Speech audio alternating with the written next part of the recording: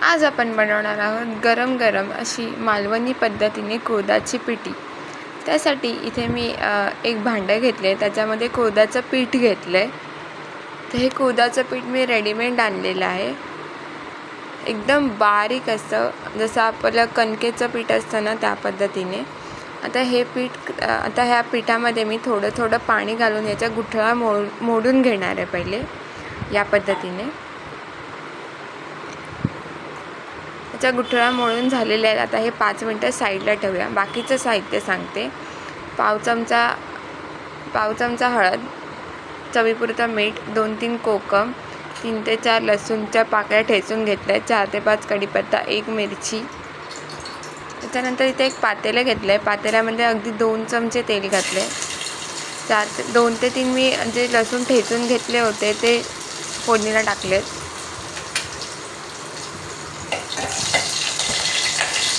थोडंसं परतून झाल्यानंतर याच्यात मी कढीपत्ता घातले, 4 ते 5 पानं, 1 मिरची घातली, एकच मिरची घातली, अगदी तुम्ही तुमच्या तिखटाप्रमाणे मिरची वाढवू शकता। अर्धा कांदा घातलाय बारीक चिरून एकदम। आता कांदा आपल्याला थोडासा गुलाबी रंग होईपर्यंत परतून घ्यायचा। त्याच्यानंतर आपण जे मिश्रण करून ठेवलं होतं पिठीचं ते घातलंय।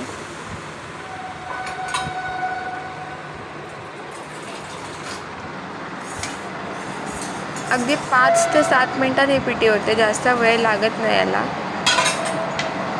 थोडंसं पाणी घातलं कारण ही शिजल्यानंतर ना घट्ट होते एकदम, म्हणून व्यवस्थित मिक्स करून घेते एकदा। 3 ते 4 कोकम घातली आहेत, कोकणामुळे या त्या पिठीला आंबटपणा येतो छान। पाव चमचा हळद घेतली होती, त्याच्यातली पण मी थोडीशीच हळद घातली, जास्त नाही घातली। चवीपुरतं मीठ घातलं आहे, मिठाचं प्रमाण तुम्ही तुमच्या आवडीनुसार कमी अधिक करू शकता।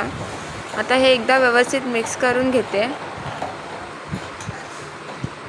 तुम्ही बघू शकता आता ही पिठी खूप पातळ दिसते, पण शिजल्यानंतर याला एकसंधपणा येतो आणि ही घट्ट होते मस्त।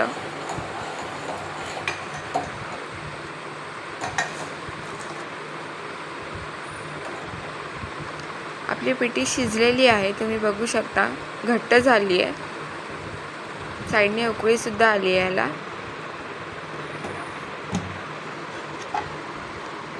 एकदा व्यवस्थित मिक्स करून घेते।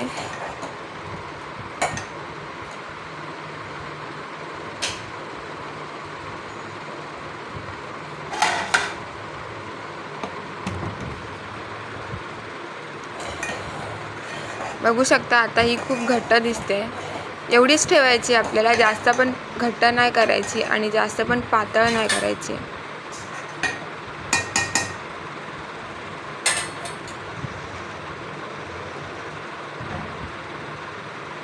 याच्यावर बारीक चिरलेली कोथिंबीर घातली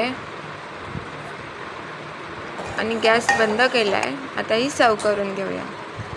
पावसाळ्यामध्ये ही गरम गरम प्यायला खूप छान लागते। तुम्ही नुसतीसुद्धा पिऊ शकता किंवा वाफाळता भात आणि पिठी, हे कॉम्बिनेशन खूप छान आहे, एकदा नक्की करून बघा। व्हिडिओ आवडल्यास लाईक, शेअर आणि सबस्क्राईब करायला विसरू नका आणि रेसिपी कशी वाटली हे नक्की कमेंट करून सांगा। पुन्हा भेटूया नेक्स्ट रेसिपीसोबत, तोपर्यंत धन्यवाद।